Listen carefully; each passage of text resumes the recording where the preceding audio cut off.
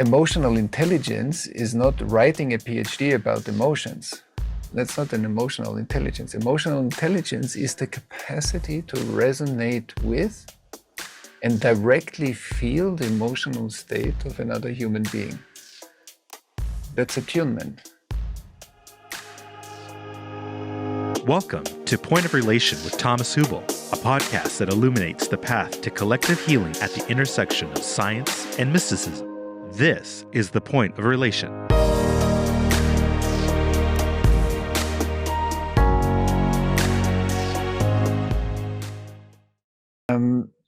So today we want to look a little bit at what attunement is, and I want to start with maybe a little bit of a different take on life. Because when we look at life, sometimes it might look like as if we are looking at kind of more or less fixed objects in a space. And also our body seems to be, our body is a kind of a body in the space. But everything we experience, including our body, is flow, is data flowing. Like when you feel your leg or your foot, or when you feel how you're eating, or you feel your food, you're always, in a way, computing data flow, perception. And I want us to look at that a little bit. Everything you know about yourself is movement. And I feel my hand, I feel constant movement. So the whole experience of my hand, my experience of this room, my experience of temperature, of anything, basically of conversation, is an experience of movement. So my entire perception of the world, including my thoughts, that kind of interpret that experience, are movement. And today we want to look a little bit at the magic of working with that movement consciously in life, which we call attunement. Attunement is like, I'm sure we all are kind of know how to ride a bike, and let's say you ride your bike along the beach, and when you ride beside somebody, and whenever you ride at the same speed as the other person, it's easy to talk to each other. When you ride much faster or much slower than the other person, communication is harder. And we all know that, or you ride or you drive a car. So it's lovely to play with flow or with movement while we are in movement. There's a beauty to driving faster, to driving slower, to be able to regulate the movement. And today we want to talk about something we do all the time, which is attuning, but often we don't call it that way, and maybe we don't have practices to refine the way we attune to each other. Because when you're interested in something, let's say you hear about the new development, or you are interested in a certain subject, or you want to study, I don't know, psychology, medicine, or technology, computer science, you study that because you have an internal resonance with an outer subject. So the world presents you something, and you say, wow, that's interesting. Or a certain sport is interesting because we have a resonance. So let's talk a little bit about resonance. So when I communicate with you, what you tell me and what you send out while you're telling me what you're telling me is something that I can resonate with, not resonate with. And I think we all know that trauma in a way collapses resonance. So when there's trauma in the room, it's less likely that we are attuned to each other because our nervous systems cannot perform the attunement as we can do it in our open and receptive parts. So we said two things. We said there's movement, there's resonance, and maybe the third thing is when there is trauma, there is a collapsed or distorted resonance. So we don't feel life in a way as we do in the parts of ourselves that are connected, where we feel ourselves, and that's why we can feel others. And so attunement starts basically with ourselves. I can be attuned to the flow within my own being, within my own self, within my body, in my emotions, with my thoughts, with my inspiration, with my soul, with spirit, with the divine. So there are different levels of attunement, but basically all of them work on the same principle, which means I'm in a felt relationship with myself. Where I'm not in a felt relationship with myself, I need to overthink about myself. So what I can't feel in life, or when I don't feel you, I need to overthink you. Did he really mean this? What did he feel? Why did he say this? Or why did she say this? And why did she do that? Is because I'm not fully in touch with my sensing of you. And so in the art, what we call the art of transparent communication, which means like a communication technique that includes a lot of attunement capacities, we're saying communication or relating is a data flow, because there are no relationships, there's only relating, and relating forms relationships. But relating is the constant data flow that's going on, or it's the absence of relating is the absence of that data flow. So then we are in the same room, but the data between us is not flowing well. And misunderstandings, conflicts, arguments, othering, polarization are side effects of that impaired data flow. But when in transparent communication, when we look at, okay, I have an experience of myself, a felt sense of myself, I feel the space in between us. So there's an attunement to the space in between us, because most of the people might think, oh, between us is only air. But actually between us is a lot of information. And then when I feel you, or when Robin speaks and I feel Robin, then feeling myself, the space in between us and Robin, is actually my attunement practice. And since practicing attunement is actually a contemplative practice, it's like an ongoing meditation. And it can be very lively. It's not always quiet and silent. But even when it's very lively, we can be well attuned. So it's a practice. Attunement basically works on two levels. It's that I'm receptive. I often say it's like when you sit in a very noisy restaurant and you really want to hear what the other person's saying. So you're more single-pointed with your senses to really receive and resonate with what the other person's saying. And I believe attunement is a mix of becoming space and being very single-pointed and present with what somebody is sharing. So it's two seemingly contradicting qualities. And that's exactly what meditation teaches us. Meditation teaches us to become spacious, to become quiet, to receive, to rest, to let go, to be space.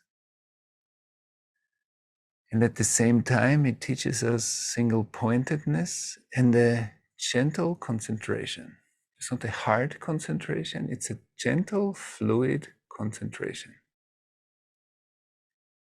And that's what relating is about, I believe. It's both.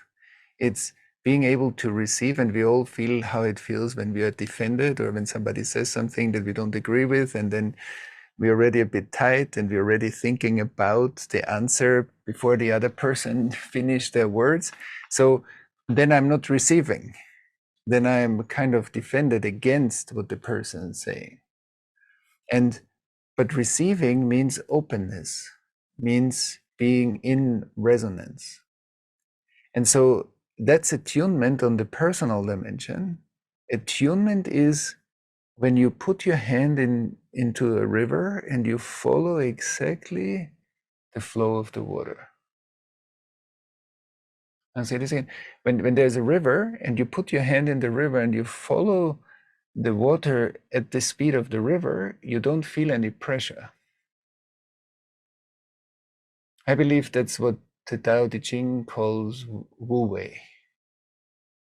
Non-action. Non-action doesn't mean that I don't do anything. It means that I'm immersed in the river. And because when I move my hand slower than the water flow, I feel pressure on one side of my hand. When I push the water flow, I feel pressure on the other side. So not being attuned means pressure. And I think many of us know a certain kind of pressure in life. But pressure means that the river of life, the flow of life, can't really flow through us. Why? Because we are holding a certain amount of past in our bodies, in our emotions, in our minds, in our relationships. We are holding on to the past. And not because we can do it better, because that's personal, ancestral, and collective trauma that we inherited or we experience throughout our life. So holding on and carrying stagnations in the body is not a personal shortcoming. It's an accumulation of overwhelming experiences throughout thousands of years. But another thing is also true, that I believe we all are in our bodies really old. However young we are, our bodies carry the information of hundreds of thousands or millions of years of life. So our bodies actually carry the concentrated liquid of life. And so where there's flow in our body, when you sit down and you say, okay, when I sit in myself, where do I enjoy sitting in myself? Where do I feel flow through my body? Maybe I feel flow in my hands or in my legs or in my chest, or I feel indifferent, or in my belly. I feel flow throughout my body. And when I become a bit more quiet and a bit more spacious, either I feel that I'm stressed, but when I'm regulated, I feel flow. I feel my body is tingling, flowing, streaming. And maybe there are other parts in my body where I feel stress or tension, where I feel locked experience. Tension in the body is locked experience. And so for all of us, it's most probably a mix of both. But the parts of me in my nervous system that are open and flowing, that's what I use to feel you. Where my body is open, it's millions of years of life flowing or being integrated. That's the antenna that works. Imagine your nervous system has millions of fine antennas.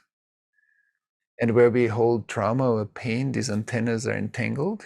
And where we feel open and flowing, these antennas are open, like small fibers. And so our nervous system has an amazing capacity to attune.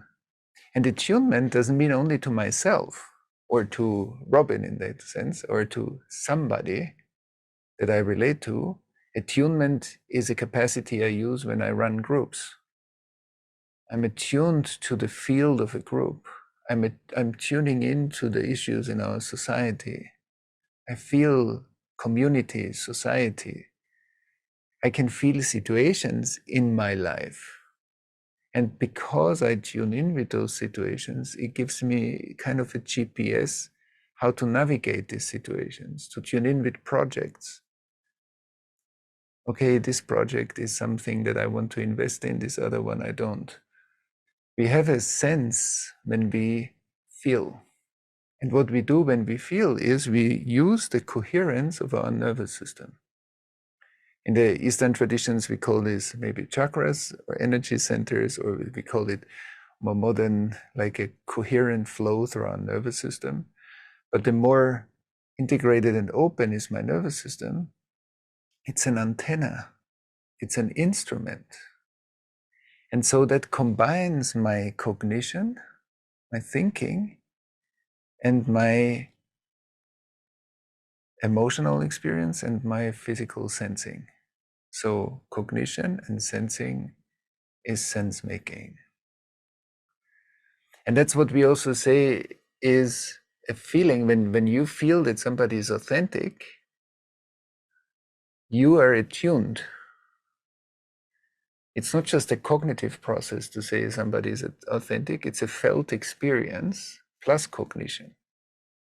So we all attune to life anyway because we operate a lot on resonance anyway. We just talk about attunement or resonance because the hurt parts of us can't do it.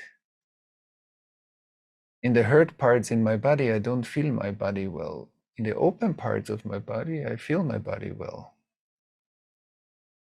In the hurt parts of my emotional life, I can't feel other people's emotions well.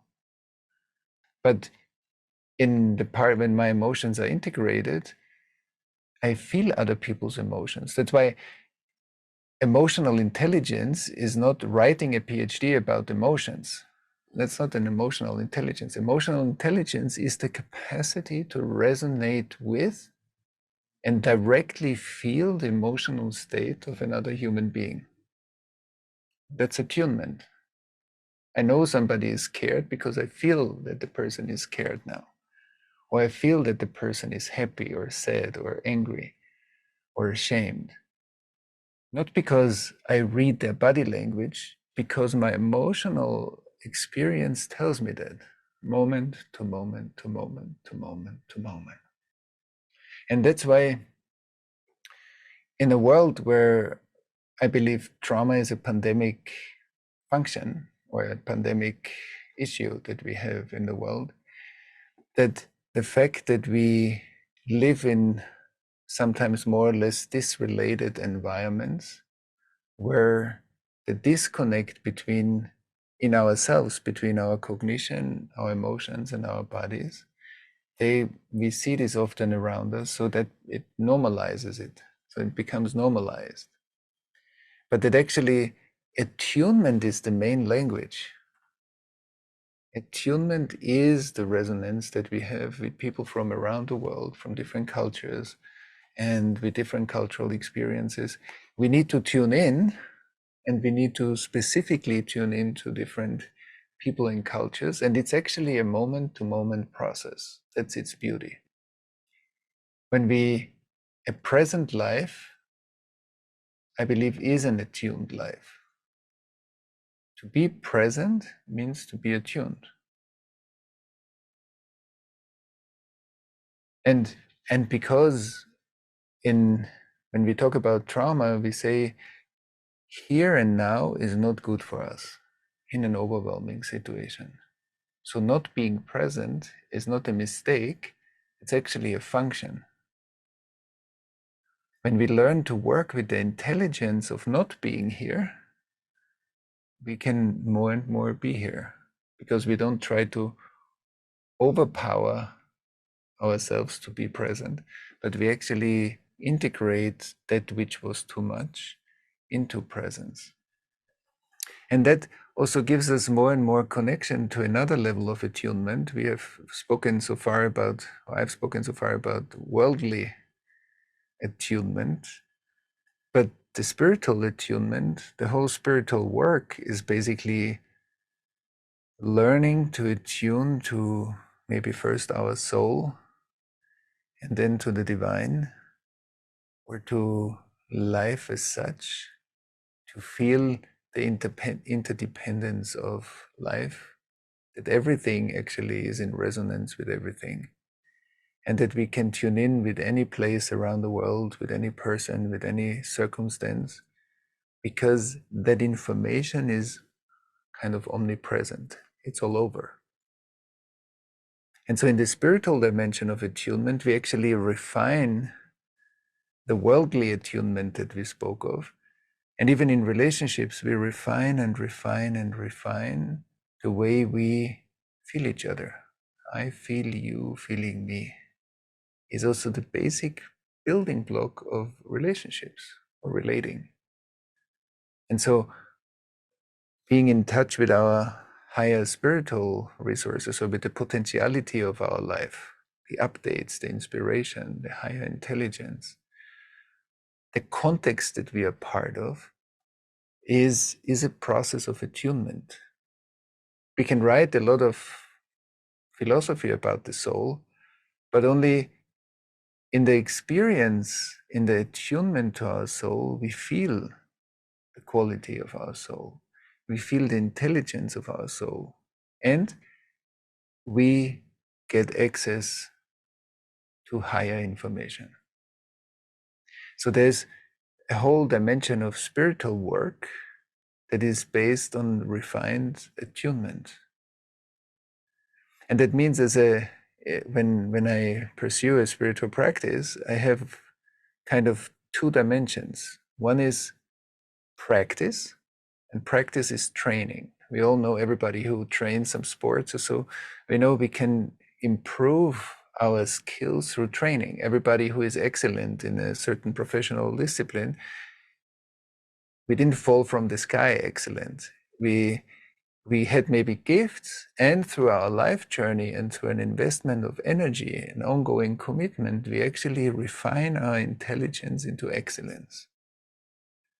And so I can refine myself through practice, but where I'm hurt or wounded or traumatized, I can't refine myself, because trauma is meant to hold. And so for that part of myself, I need integration. I need to include again what needed to be excluded in very painful moments. So the inclusion of what needed to be excluded. And so when we have both training and integration is post-traumatic learning, or is learning in general. So I integrate what I couldn't digest, and I practice, and I refine my nervous system. And that's true for attunement too. And we hear it also when music instruments are tuned, music sounds great. And that's our being. Our spiritual practice is often to refine the attunement, so that the more we listen to the subtle dimension of life, life tells us all the time information. But often we are too busy with parts of ourselves to listen to the richness of information that is there. So on the spiritual dimension, attunement is the refinement to listen to the subtle information that is more whispering. Higher inspiration is not screaming usually. Higher inspiration comes to us in moments when we are either open to it, or when we are very much engaged in something and we open up to something new to come. Or when we are in inspirational conversations, or when we are taking a walk in the park, so that the more subtle dimension can touch us, reach us. And as Otto Schammer said beautifully recently in a conversation, he said, the future is that which depends on you to become manifest. The future is not tomorrow. The future is the part of life that wants to become manifest through us. That's a beautiful description. And he also said leadership, and I very much agree with this, leadership is being able to listen to the future that wants to be born through us. Leadership has nothing to do with power over. It means that we can listen to the future that wants to be born through us. And everybody has a certain amount of future that wants to be born through us. And I think that's also a beautiful part. How can I make space in myself through a contemplative practice? How can I regulate first my nervous system, become more spacious through an ongoing practice, to be able to listen? And when we are able to listen inside, things will emerge. That's the beauty of emergence. When there is space for emergence, something will emerge. And so attunement is actually a very holistic practice. It means that we feel each other more when we relate to each other. It means that we can hold deeper spaces for each other. It means that I can clarify stuff in myself through attunement, and not just through overthinking, but through feeling and cognition, which means sense making. I can clarify my own life when I go through difficult situations. I can feel others more, and my relationships are becoming more nourishing. And also I nourish other people more when I'm more present and more attuned. I can tune in with situations in my life. I can feel the potential of project situations, and decision making. Attunement is a great tool for decision making. And I think it's great. Attunement is the power that we have to listen to Mother Earth, to listen to nature, to listen to the ecosystem that we are part of. And often we might feel a bit disconnected from nature, a human on the planet versus a part of the planet. That's also a different sense of attunement. Either I'm on the planet, running around on the planet, or I'm part of the planet. My body is the planet. I'm attuned to the planet. I feel as an integral part of this world. So attunement is in a way a practice that helps us to slowly or quickly, however, it's not in our hands, transcend the degrees of separation that I experience and enrich my life, and I've become an enrichment in other people's lives. And then there is the dimension of spirit, that the spiritual dimension is a subtle dimension. And so it needs me to listen to more subtle details in order to hear the music, the celestial music, that informs me. For me, the soul is a river, and we are swimming in that river anyway. The soul is that which creates the movement in our life. So we all are in movement. And since we're alive, a lot of stuff is moving in us, through us. And feeling in a flow, whenever we had flow moments or creative moments, we feel how it feels when life channels itself through us. That we are not separate from life trying to make something happen. We are swimming in the river, adding to the movement through our swimming. But we are already in a movement. And when we look back, we are in a movement for thousands of generations. The fact that we are here means thousands of generations passed the spark of life on. So we're in a movement that it's a big river. And so when the soul is a movement, and we're in a way swimming in that movement, and we are being informed. And that's a beautiful way. We are being informed. So we are becoming a form. Information is informing life. Information means life is coming into a form. And I think the beauty of attunement is that we can listen, that we can awaken in the process. We can make the process of information conscious. The more consciously I participate in coming into a form, that means that I am attuned to the future, to the present moment, and to everything that led up till today, until today. And that means in the Jewish prayer, God is, was, and will be. So that all of it is part of presence. And that's why I believe attunement is an amazing practice, especially since most probably when we are listening to this now, we are all living in culture, in society.